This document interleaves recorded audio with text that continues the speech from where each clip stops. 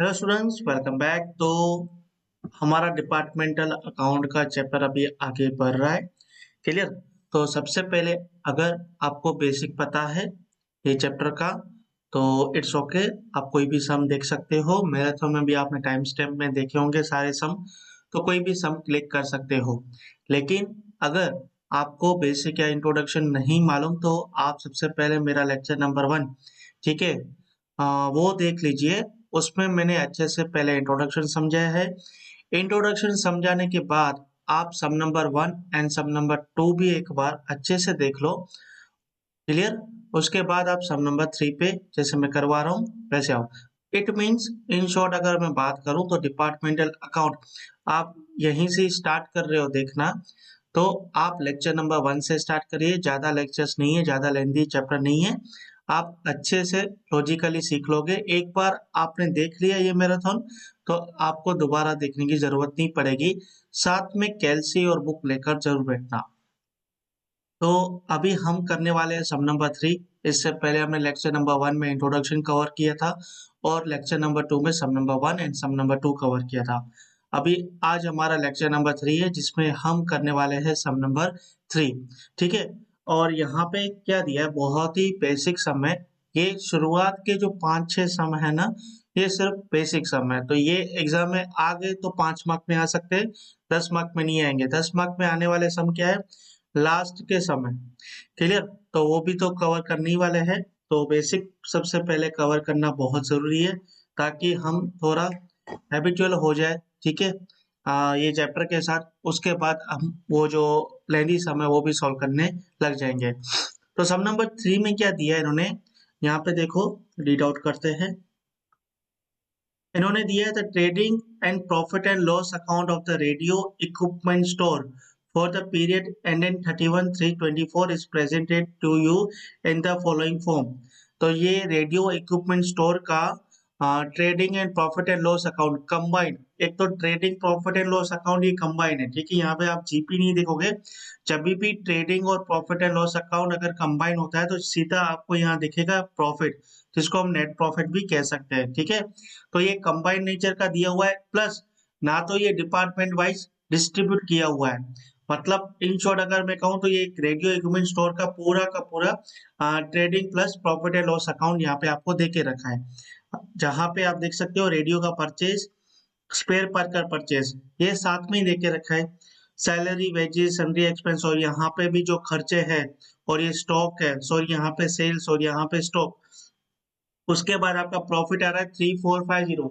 तो मुझे नहीं पता कि डिपार्टमेंट ए, जैसे कि देखो यहाँ आप देख सकते हो कि इससे रेडियो का शब्द आ रहा है तो यहाँ पे डिपार्टमेंट ए बोल रहे हैं, और रिसिप्ट और सर्विस उसकी बात आ रही है तो डिपार्टमेंट बी बोल रहे हैं। मतलब दो डिपार्टमेंट आप यहाँ देख सकते हो। एक डिपार्टमेंट ए जो है वो रेडियो के रिगार्डिंग है, और जो रेडियो के साथ जो सर्विस होती है, ठीक है ना, सर्विस एंड रिपेयर होता है रेडियो का, वो डिपार्टमेंट बी है। तो ये दोनों डिपार्टमेंट का साथ में मिलाकर हमें प्रॉफिट बताया गया है। तो आई डोंट नो कि रेडियो में से मुझे कितना प्रॉफिट मिला या सर्विस में से मुझे कितना प्रॉफिट मिला।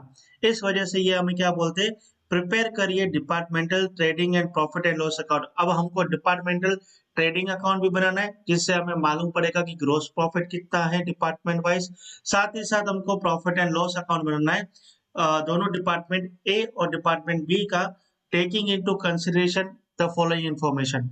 अब यहाँ पे फॉलोइंग इंफॉर्मेशन भी हमारे पास है जिसको यूज करके हमको वही चीज डिपार्टमेंट ए और डिपार्टमेंट बी में जो खर्चे होंगे उनको डिस्ट्रीब्यूट करने का हेल्प मिलेगा। सबसे फर्स्ट जो इन्फॉर्मेशन है नॉर्मल है, इससे कोई ज्यादा इम्पैक्ट नहीं आएगा क्योंकि ये खाली जनरल इन्फॉर्मेशन है।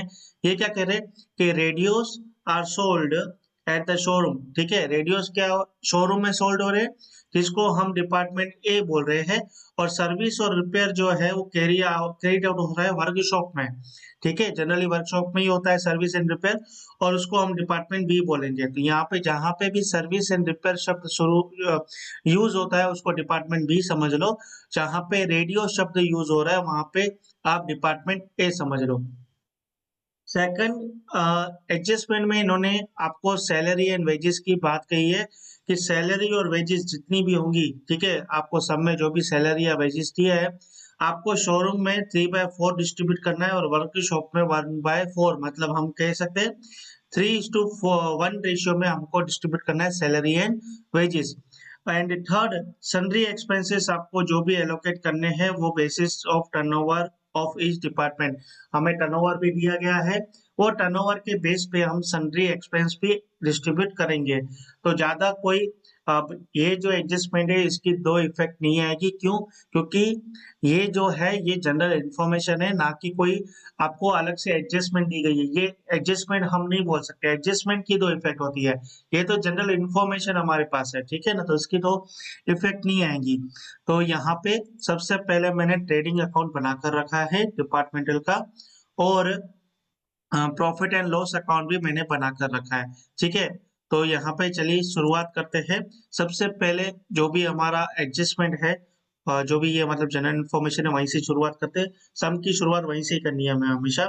तो फर्स्ट पॉइंट तो हमें डिपार्टमेंट ए और डिपार्टमेंट बी पता है।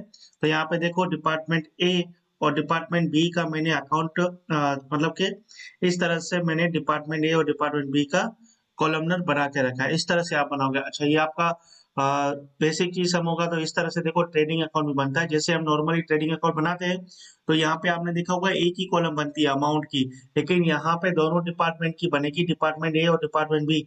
तो जो हम साथ में लिखते थे, जैसे कि इन्होंने साथ में लिखा है, ठीक है, हम देखें यहाँ पे इन्होंने देखो साथ में लिखा है। हमने क्लास 12 में भी ऐसे ही किया होगा, लेकिन यहाँ पे हम अलग अलग कर रहे हैं, डिपार्टमेंट ए और डिपार्टमेंट बी अलग।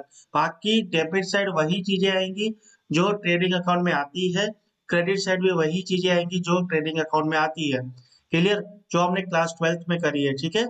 और प्रॉफिट एंड लॉस में भी सेम, जो खर्चे होंगे वो डेबिट, जो इनकम होगी वो क्रेडिट। क्लियर? सिर्फ इनको डिपार्टमेंट वाइज मुझे डिस्ट्रीब्यूट करना होता है। तो सबसे पहले यहाँ पे जो इन्होंने दिया है सैलरी एंड वेजेस, तो सैलरी एंड वेजेस की बात करें तो इन्होंने बोला था 3:1 में डिस्ट्रीब्यूट कर दो। तो सैलरी आपका प्रॉफिट एंड लॉस का आइटम है, ठीक है। तो ये रहा, तो सैलरी एंड वेजेस, और वेजेस तो है नहीं ना यहाँ पे, साथ में दिया। अगर सैलरी एंड वेजेस साथ में दिया जाए तो जो शब्द पहले यूज किया है, जैसे कि सैलरी वर्ड पहले यूज किया था, उसको प्रॉफिट एंड लॉस अकाउंट में डिस्ट्रीब्यूट करो। और अगर वेजेस वर्ड पहले यूज किया होता तो मैं इसको ट्रेडिंग अकाउंट में डिस्ट्रीब्यूट कर देता। तो यहाँ पे 4800 को 3:1 में मुझे डिस्ट्रीब्यूट करना है। तो 3600 डिपार्टमेंट ए का और 1200 डिपार्टमेंट बी का, ठीक है। तो ये सैलरी एंड वेजेस यहाँ पे डिस्ट्रीब्यूट कर दिया हमने। उसके बाद सन्ड्री एक्सपेंस इन्होंने बोला है बेसिस ऑफ टर्नओवर। तो टर्नओवर देखो, रेडियो सेल 25,000 और receipt from service department B का 2500। तो ये अगर मैं कहूँ तो इनका जो रेशियो बन रहा है वो ये बन रहा है 25,000:2500। तो ये अगर मैं इनको डिवाइड करूं तो ये 2500 इंटू 1 2500 और 2500 इंटू 10 25,000 ऐसा बन रहा है। तो ये 10:1 का टर्नओवर आ रहा है, रेशियो आ रहा है इनके टर्नओवर पे। तो बस मुझे 2180 को 10:1 में डिस्ट्रीब्यूट करना है। तो 2180 इंटू 10 डिवाइड बाई 11, तो ये डिपार्टमेंट ए का आया।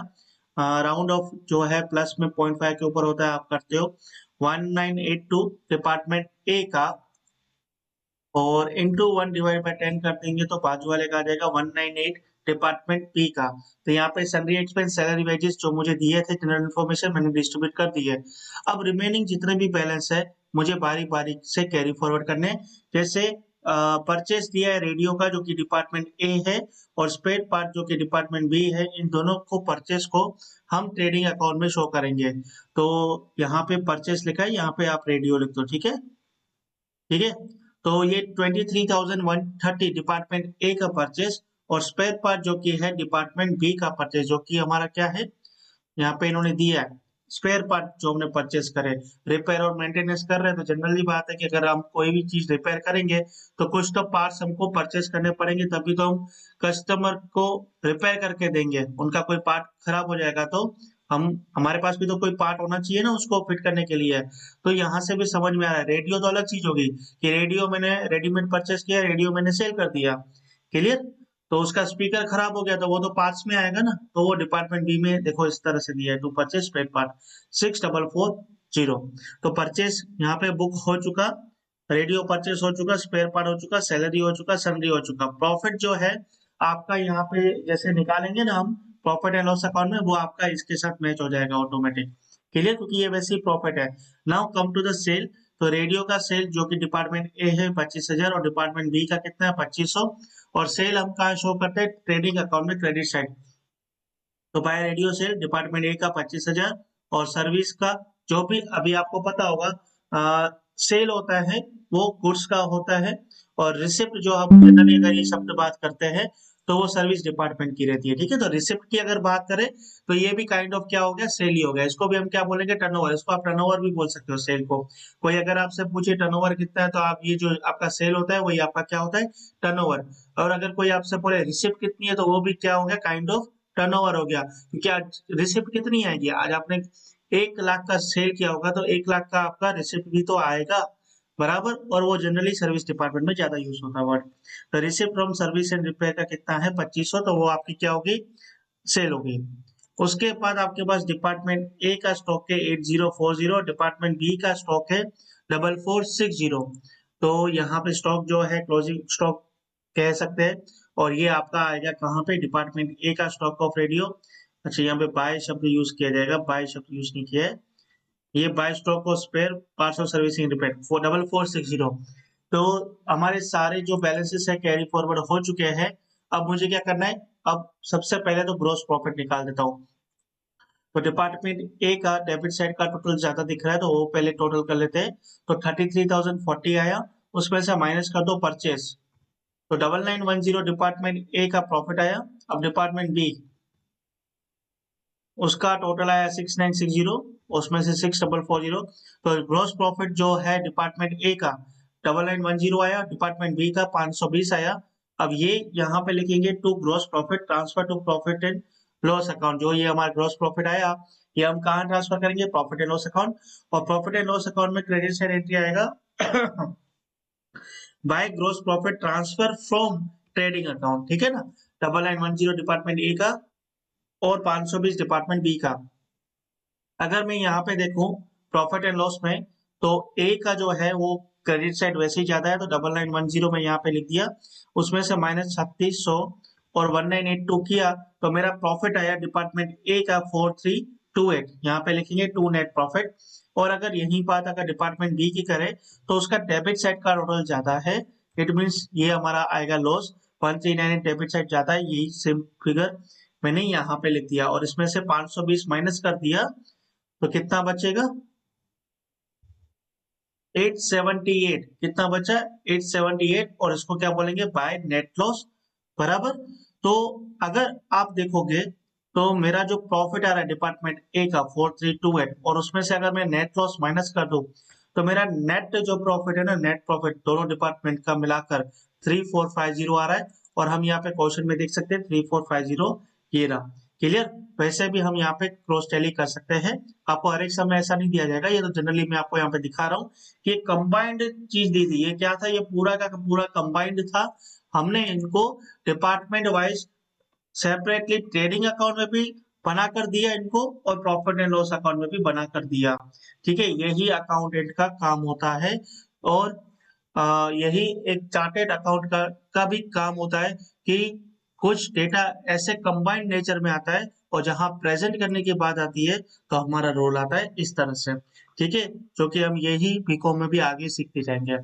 तो चलिए, आपको प्रेजेंट करना समझ में आ गया होगा। डिपार्टमेंट ए और डिपार्टमेंट बी को हमने किस तरह से प्रेजेंट किया और इनको डिस्ट्रीब्यूट करके दिखाया कि किस तरह से हमारा डिपार्टमेंट ए है वो प्रॉफिट ज्यादा कमा रहा है, बल्कि डिपार्टमेंट बी या सर्विस डिपार्टमेंट वो तो लॉस में जा रहा है।